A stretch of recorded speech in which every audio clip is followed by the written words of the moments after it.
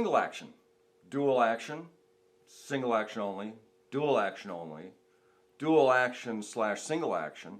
I don't know about you, Crucible Arms here, but when I first started getting into this, those were really a lot of confusing terms to me. I really didn't understand completely what they meant. And when I started doing some research on it, just digging around, I came to find out that a lot of other people had very complicated ways of explaining it, and other people explained it really, really well.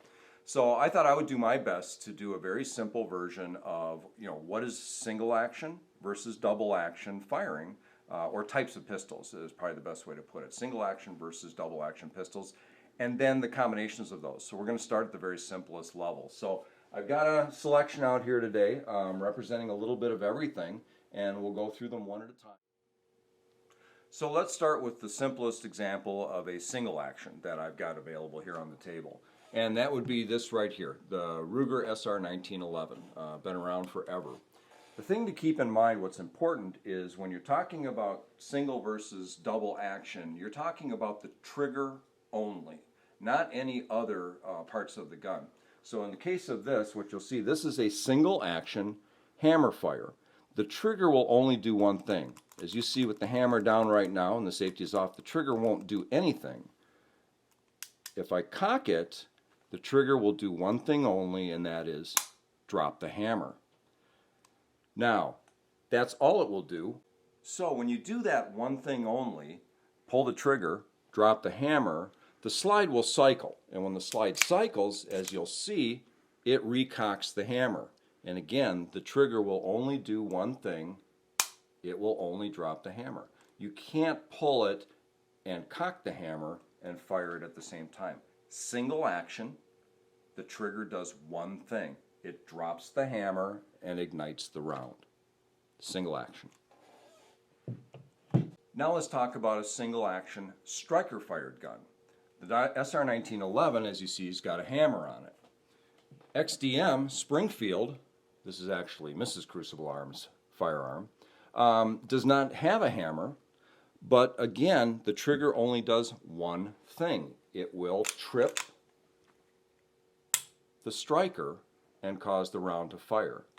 But after that, it won't do anything. And again, the slide on the gun, once you've activated the striker, the slide will come back, recock the striker, and again, single action. The trigger only will do one thing. It releases the striker. It doesn't do anything else. You have to either manually or let the round that's being fired pull the slide back and recock it. Single action striker fire. Okay. So now let's talk about a double action. Good example of double action are the vast majority of revolvers. Double action means the trigger does two things. Not only when you pull the trigger does it cock the hammer, but it then releases the hammer. Two actions. It cocks and it releases. Generally, you get a much longer trigger pull with a double action because you're doing two things at the same time. You're actuating a lot more of the internals of the revolver in order to get it to work. You've got to have something that's going to move that hammer back and then release it. Now, most revolvers are double action, but they also have a single action option. So you can cock that yourself with your thumb. Now again, remember, when we talk single versus double action, we're only talking about what the trigger does. So I've cocked that back with my thumb. Now it's in a single action mode. It drops the hammer. That's all that it does. But when I release it, it's back to double. Or I can continue to use my thumb to bring it back into a single action mode. Now there are a number of revolvers that are single action only. In other words, you have to pull the hammer back to rotate the cylinder and then be able to fire it. There is no double action. A lot of the older revolvers were built that way, where you have to pull the trigger back and it's a single action only. So this particular revolver is a double action with a single action option. Now, one of the things I want you to notice on this, because it's true of most single and double action guns, Double action, you'll notice the trigger is way out here to begin with, and it's a long, heavy trigger pull. You've got to move that quite a distance, and it's got quite a weight to it. Now, once it goes, watch the trigger now, or watch the trigger. When it goes into single action mode, notice how far back that trigger sits. And now it's a very, very light trigger pull. Much, much easier.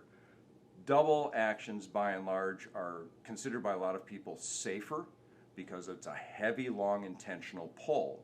Whereas single actions, again, light trigger pull, it fires. So a lot of people like revolvers as a home defense gun because they've got a nice, deliberate, you can't accidentally fire this particular gun. It's also the simplest in terms of mechanics, least likely to fail. So this is a good bedside type gun for home defense. So again, a double action, single action revolver. So now let's talk about a double action only, specifically a double action only pistol. Let's talk about the Ruger LC9, a very popular concealed carry self-defense gun. Now what you'll notice is it's got a hammer, and the trigger will do two actions each and every time. It will cock the hammer and release the hammer. It will do this every single round. In other words, even though this will fly back once the round leaves the chamber, it does not recock the hammer. So again, double action, I now have to pull all the way back to cock the trigger and release it. A double action only pistol. There is no single action capability in this pistol. So there's never a chance where you can have the pistol, have the hammer cocked or cock it yourself. It's buried inside there, and so when the slide moves, it doesn't do anything. One of the reasons that a dual action only pistol is very popular in concealed carry, self-defense type pocket pistols or in the waistband holsters is the fact that you have to be very deliberate about pulling the trigger and what you're going to do. It is that long, heavy pull. You don't have the option of having that nice little quick second one. The idea being, some people will carry these in their pockets without a holster, which is really a bad idea because you should always have a trigger guard.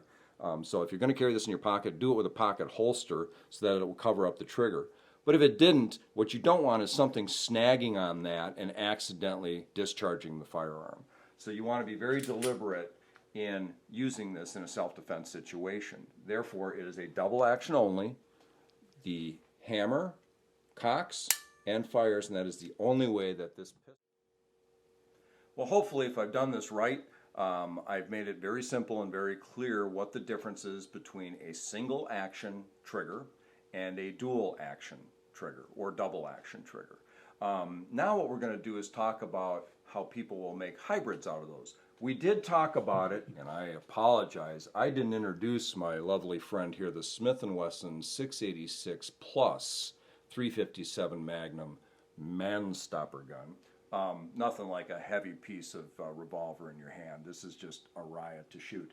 But we did talk about double action and the single action option here. That's the only hybrid that we had talked about so far.